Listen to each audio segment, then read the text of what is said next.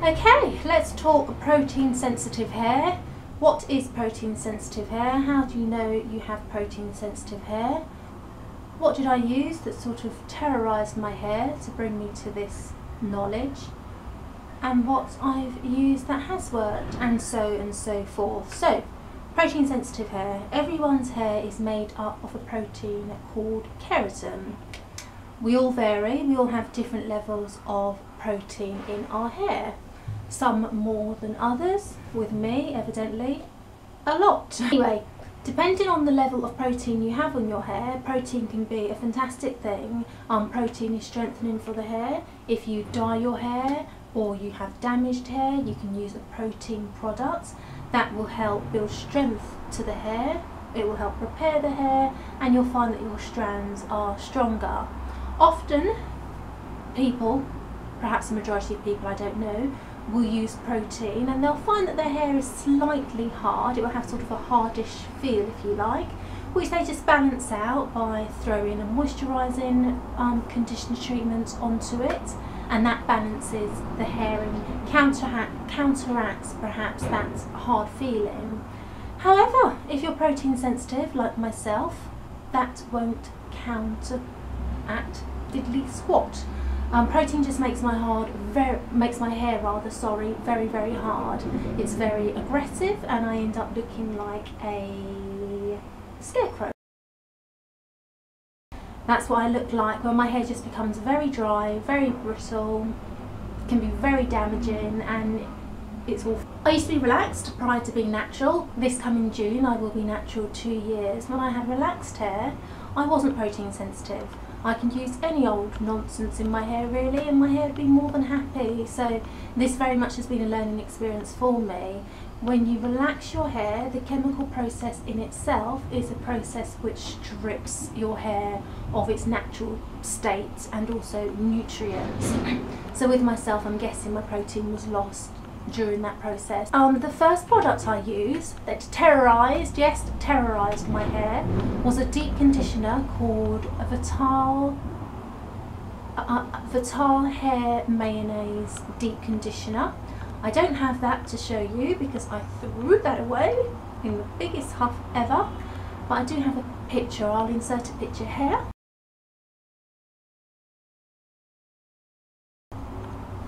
This conditioner has oat protein and egg proteins. I didn't know what the problem was at the time, but now I've learnt. I know that that was obviously the problem in my hair. You can imagine I have natural high levels of protein in my hair naturally, which is what makes me protein sensitive.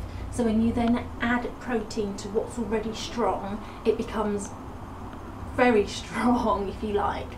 And that strength just creates harshness, and it's aggressive, it's hard, it's snappy, it's bristle, it's horrible. It's not a good look, and I'd obviously left that in my hair as it was a deep conditioner. Oh, it took so much water and conditioner to get my hair to revert back to its normal state. I almost thought, am I going to have to shave this off? At that stage, didn't know I was protein sensitive, so I just decided to avoid deep conditioners.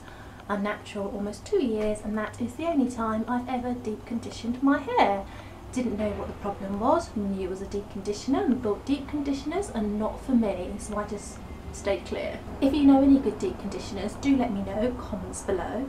Obviously I figured out what is going on, so that's something I can do now. I just need to find a deep conditioner which is completely protein void.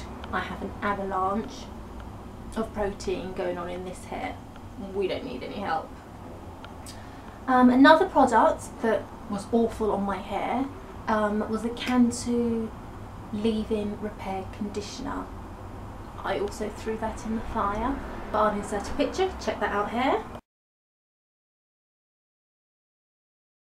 That has the Cantu hydrolyzed collagen and hydrolyzed soy protein, both of which, well, are proteins, obviously the soy protein, but collagen, that's another thing.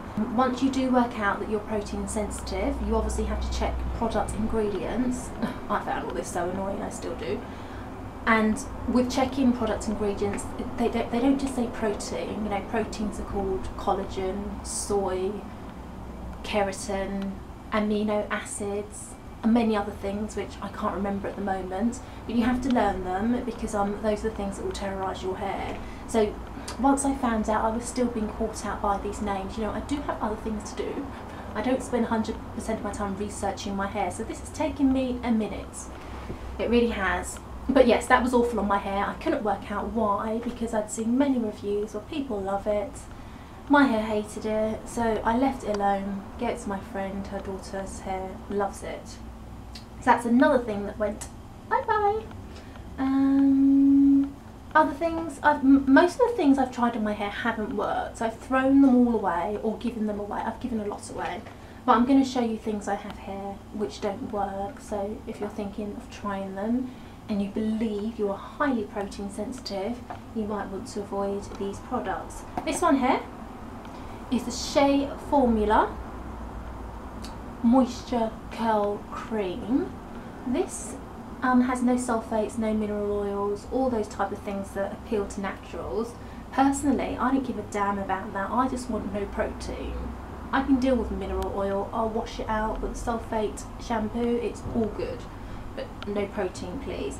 This happens to have, what does this have protein wise? Silk amino acid, as I mentioned just before.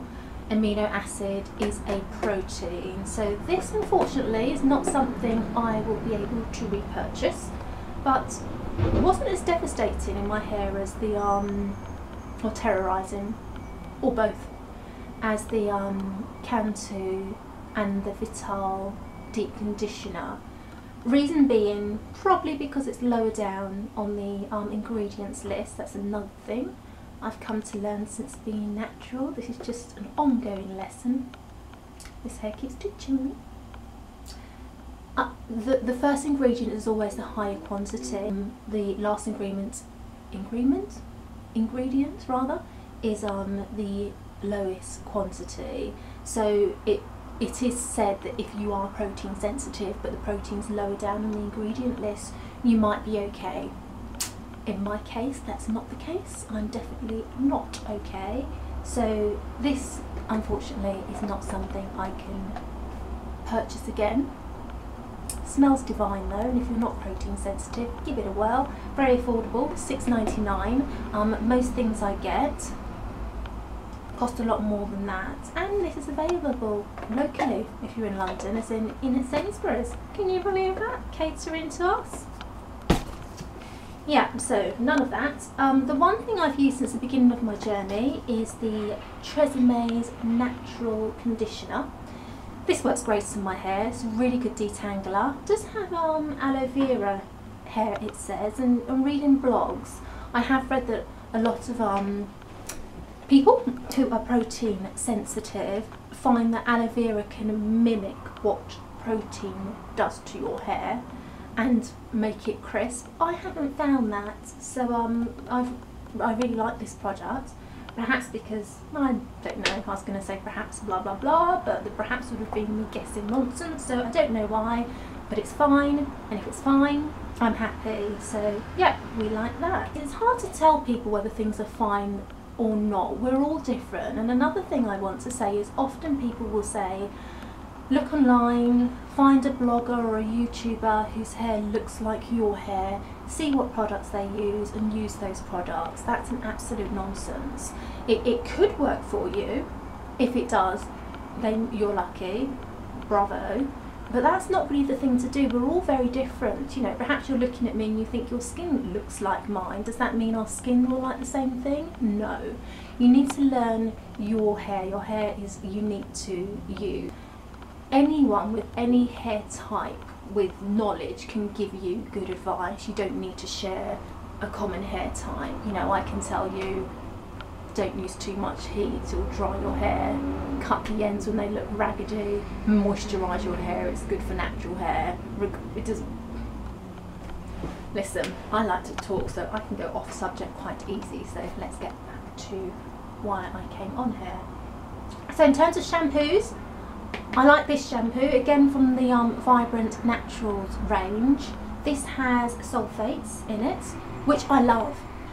Again, naturals don't really like sulfates because they find that sulfates can be quite stripping, which they are, and that's exactly why I like them. I also have low porosity hair, which I won't get into, but products build up very easily on my hair and I need to strip them.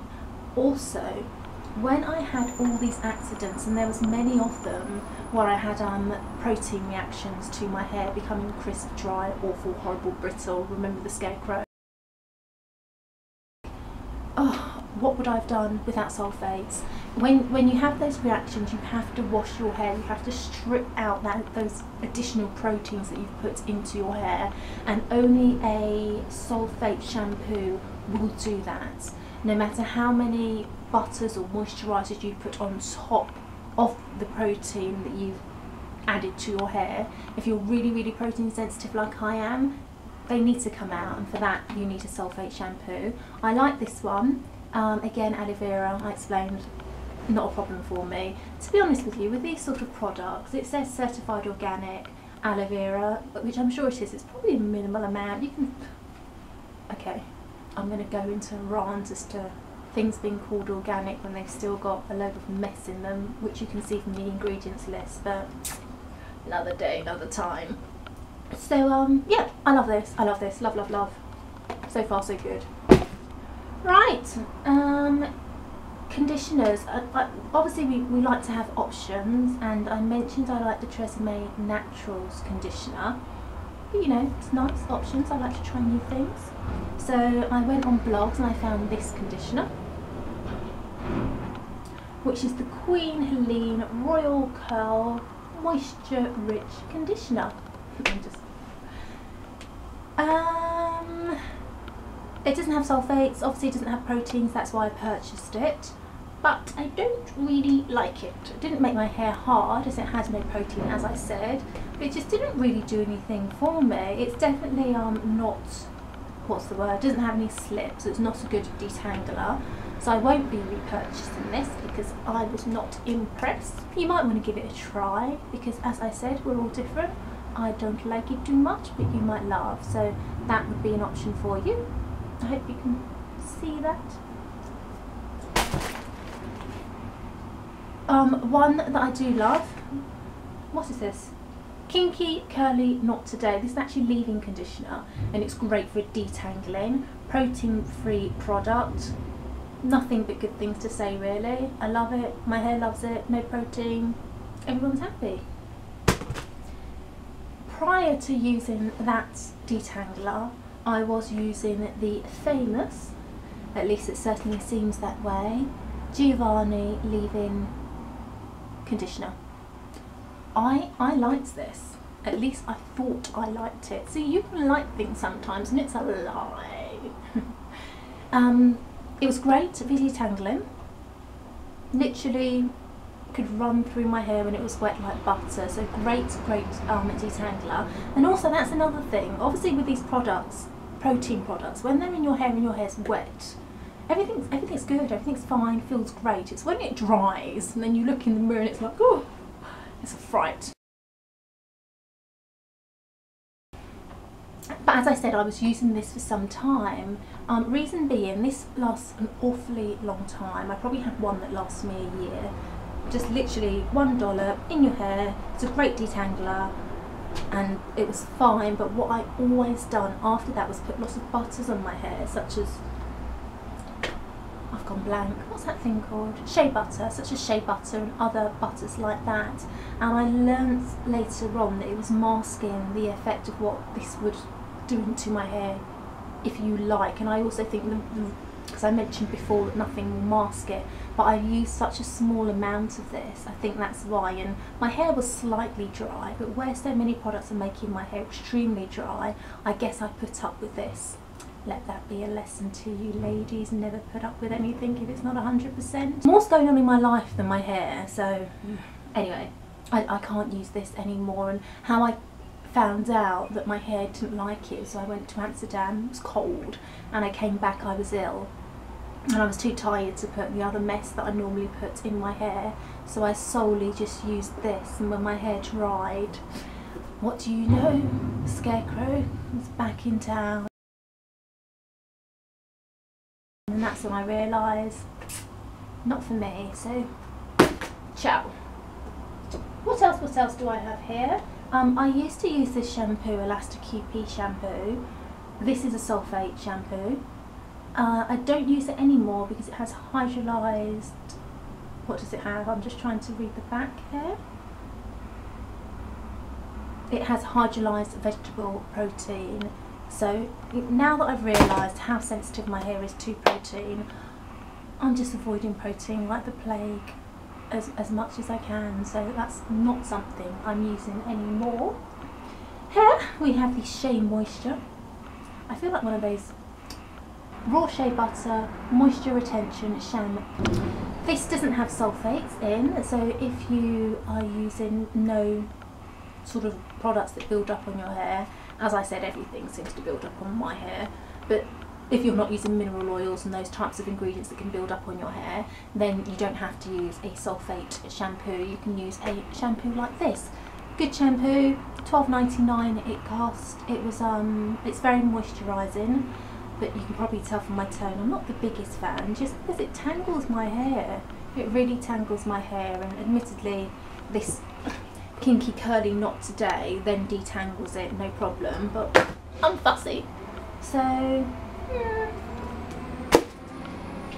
Curl Enhancing Smoothie. This is on the same range as the shampoo I just showed you. Again, it was better than a lot of products I have used. This has a silk protein in, which is, well, it's a protein, it's like silk protein. So it wasn't as bad as the others, but not good enough. So again, not something I would repurchase. I need a protein-free line, people. Curl Enhancing Smoothie. No. Curling Gel Souffle, excuse me. Me and this product just can't seem to be friends. I believe this is protein-free, but it's so sticky. Like literally, it's like putting honey in your hair. I bought it because it had great reviews, but how do you use this? Every time I've used it, I've had to wash it out of my hair. I'm holding on to it and I'm not giving it away. Because I feel that we could possibly work together, so I guess I will try. In terms of gels that I use, Kinky-curly Curling Custard, is this called? Yes, that's what it's called. No protein. I've actually got this in my hair today.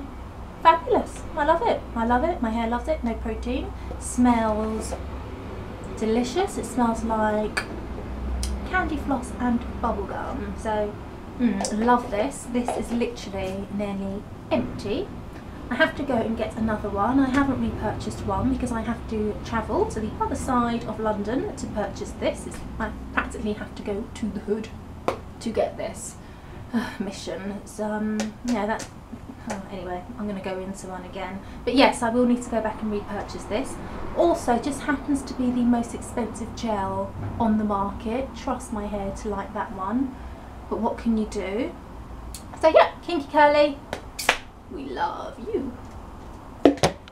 In terms of oils that I've used, I have, this is a Biona, doesn't really matter what brand you get, but do try and get the organic cold press. Cold press just means that it retains all the nutrients during the processing of the product, so do go for cold press. I like this very much. I've never solely used it on my hair, so I've always incorporated it with other products. I'm a bit scared of this product just because, again, similar to what I was saying about the, what was I saying? Was you listening? Similar to what I was saying about the aloe vera, people say it can mimic what protein does to your hair. This is a penetrating oil, and apparently it can protect the natural keratin, aka protein, in your hair. and that can have a mimicking effect of protein, and you can get that sort of crispy feeling. I haven't found that, but then I've never used the product solely, so I'm so over reacting badly to protein that I find that I'm sort of scared of this product now, but I don't know whether I should be. I use it on my skin anyway, and it's great, and I smell divine. So yeah. Another oil that I use is the extra virgin olive oil. Again, don't know if you can see, hopefully you can. That's also cold pressed, retaining all the nutrients. My hair likes this more than the coconut oil anyway, it reacts very well to this. So I'm sort of using more of this and less of the coconut oil on my hair. My bathroom is beginning to look like a kitchen, but yes, we like this. And in terms of moisturisers, I've leave-in moisturisers throughout my journey, as they like to say. Oh, I've used so many. I've used so many.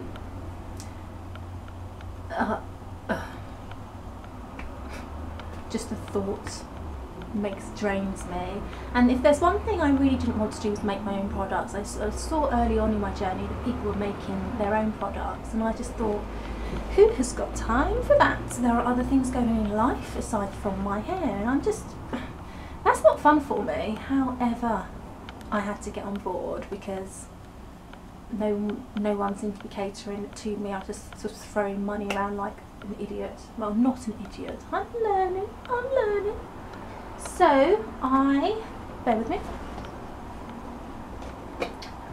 purchased some Shea Butter. Fortunately, this is actually local to me. I didn't have to go to faraway lands. And this is Shea Butter. Can you see that? It's from the shea tree in Africa. Apparently Cleopatra used to use this, and if it's good enough for Cleopatra, it's good enough for me. Sorry, I just need to wipe my hands. It's not the greatest smell. It smells like burnt and nutty. But in terms of its moisturising properties and its effect on my hair, fantastic, no comparison to any other product I've used in my hair. Obviously it's protein free and completely natural. Hallelujah, that's all I have to say, because the struggle, what a joke. How I use this, I've seen online that a lot of people tend to mix it solely with oils. I tried that at first, but it was really heavy on my hair, and as I mentioned earlier, being low porosity, which I didn't explain, but perhaps another time. I'm sure you ladies know what low porosity and various porosities are. I think products build up on my hair very easy. I have to wash my hair on a regular basis, more than often, with a sulfate shampoo. So I found it quite heavy on my hair. So what I mix it with is what I'm getting to, if I stop rabbiting on, is with olive oil. As I said, my hair tends to prefer the olive oil, so I mix it, the shea butter, with olive oil and water, good old H2O, which makes the butter rather, a lot lighter. And here's one I made earlier. This is just an old container that I've popped that in. I just whisked and blended that together myself. Did exactly what I didn't want to do, was in my kitchen making products. But please, if there are moisturisers out there that I can buy that are protein free and won't wreak havoc upon my protein filled hair, do let me know, that'd be kind, thank you. But yeah, this is great, I love it, and to be honest with you, even though I'm moaning about making my own products, can't be bothered, blah blah blah, it lasts a long time. Like literally, I think I got 3 of these when I made it, so it's not like I have to do it on a regular basis. Also, I'm just moany. Also, because I mix this with water, as I said, water, olive oil, and the shea butter, it smells of hardly anything, which is great, because let's face it, who wants to walk around smelling like burnt nuts? Not me. And when I do use it, I combine it with a styler. Can't speak clearly. And the styler or gel I tend to combine it with is the Kinky-curly curling custard. These names are so long that they give these products, and this smells, as I said, like candy floss bubblegum. It's divine and I smell great, so everyone's a winner. So that's pretty much my experiences with my hair and products so far. Hopefully that helps someone out, because oftentimes I hear people say, how do I know if I'm protein sensitive? I mean, I didn't know I was protein sensitive. I'm not taking the mick in that respect, but yeah, if you're further on in your hair journey and you're not having any problems, chances are you're not protein sensitive, because trust me, you know about it. When you use protein on your hair and your hair's protein sensitive, your hair freaks out. You know there's something wrong. Obviously I didn't immediately know it was protein sensitivity. I'd never heard of protein sensitivity, but you know something's wrong. You get rid of those products in a hot minute. So you will come to know, or hopefully you won't come to know, because life's easy if you don't have to go through all this mess. I'm being over dramatic, as I can be sometimes. So that's it, folks. Ciao, ciao.